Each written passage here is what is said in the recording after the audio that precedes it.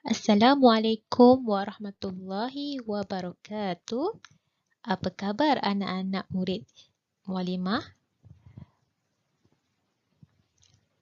Sudah bersedia untuk belajar pada hari ini? Baiklah, pada hari ini kita akan mempelajari satu tajuk baru dalam mata pelajaran adab.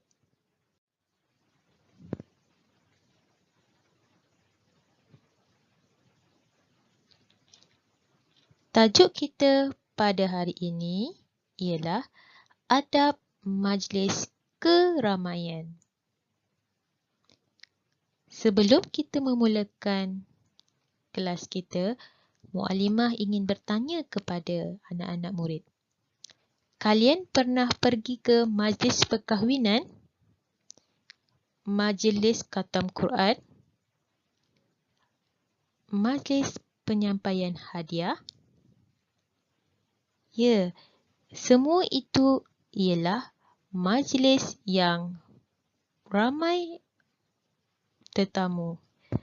Maka, sepanjang kita berada di majlis keramaian, maka kita sebagai orang Islam ada adab yang perlu kita lakukan.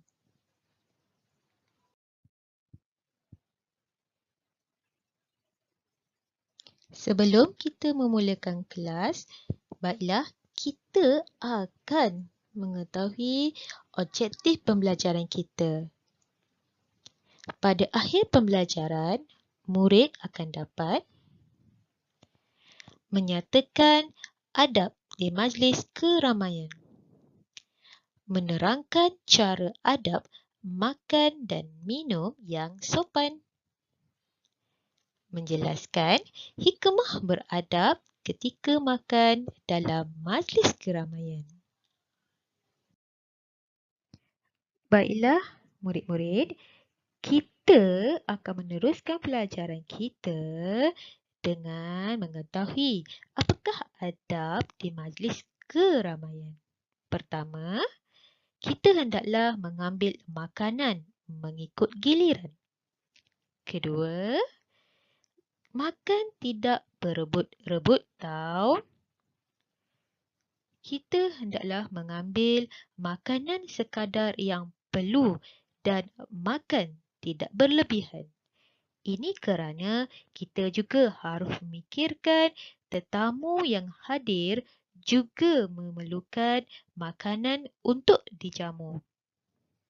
Keempat, kita hendaklah gunakan peralatan yang disediakan seperti sudu, garpu, pisau dengan cermat. Kelima, duduk dengan tenang di tempat yang disediakan.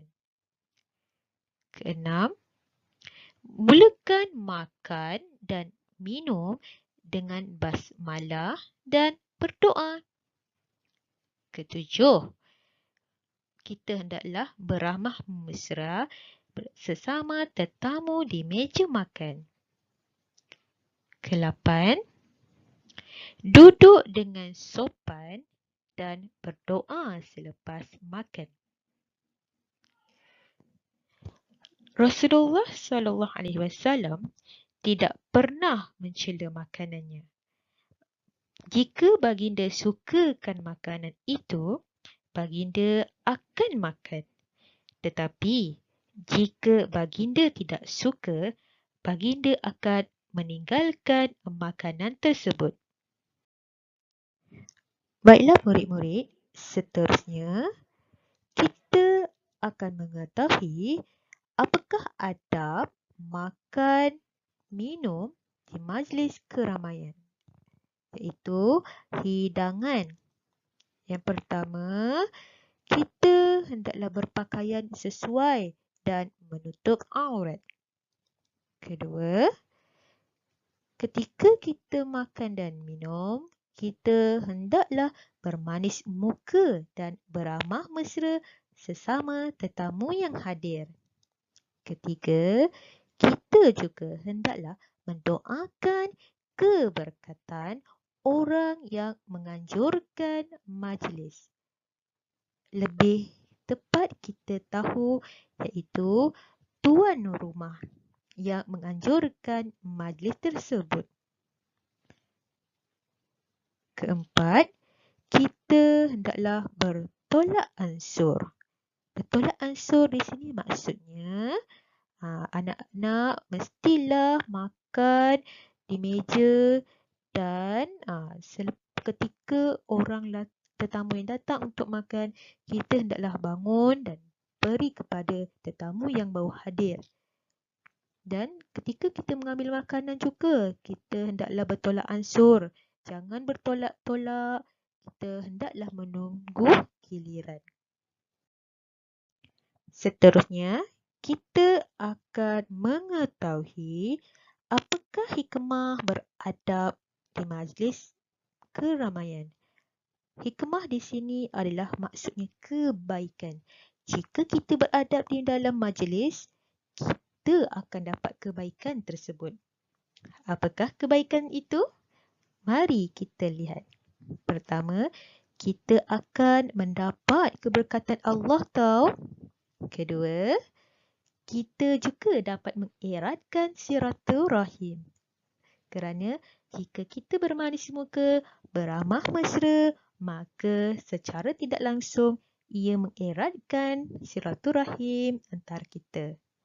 Ketiga, kita akan mendapat ramai kenalan kerana keramahan kita menegur tetamu yang hadir. Keempat, sudah pasti kita akan dihormati masyarakat.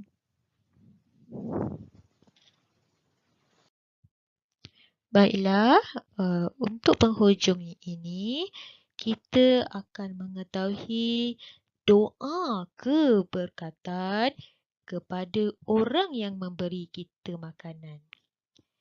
Kepada tuan rumah yang kita hadir ke majlis tersebut, kita hendaklah mendoakannya.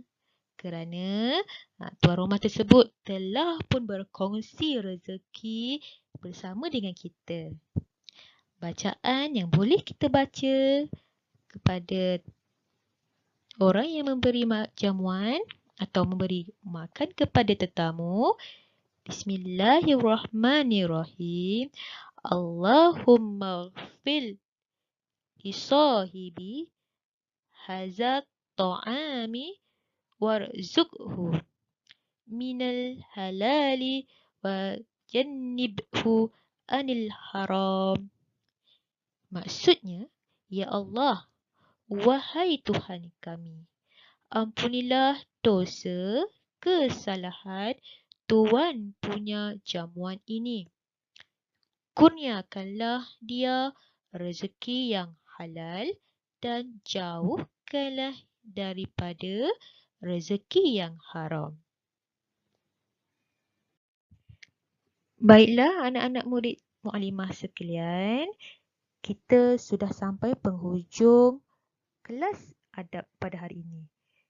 Sebagai latihan penilaian serta pengukuhan, anak-anak bolehlah melewati pautan yang Mu'allimah sertakan ini. Terdapat 4 latihan yang perlu anak-anak melengkapkan dengan sebaiknya. Mu'allimah pasti anak-anak boleh menjawab dengan baik. Semoga dengan tajuk kita pada hari ini, maka Mu'allimah berharap anak-anak akan dapat sedikit sebanyak adab terhadap menghadiri keramaian. Kerana kita tahu sebagai orang Islam dan juga orang Melayu, kita tidak lari daripada sebarang majlis keramaian. Maka setelah anak-anak belajar tajuk adab keramaian, maka Mu'allimah pasti apabila anak-anak pergi ke majlis keramaian, pasti anak-anak akan mengaplikasikan segala adab yang telah kita pelajari ini. Boleh kan? InsyaAllah. Semoga kita berjumpa lagi pada kelas akan datang. Wabillahi taufiq wal hidayah. Assalamualaikum warahmatullahi wabarakatuh.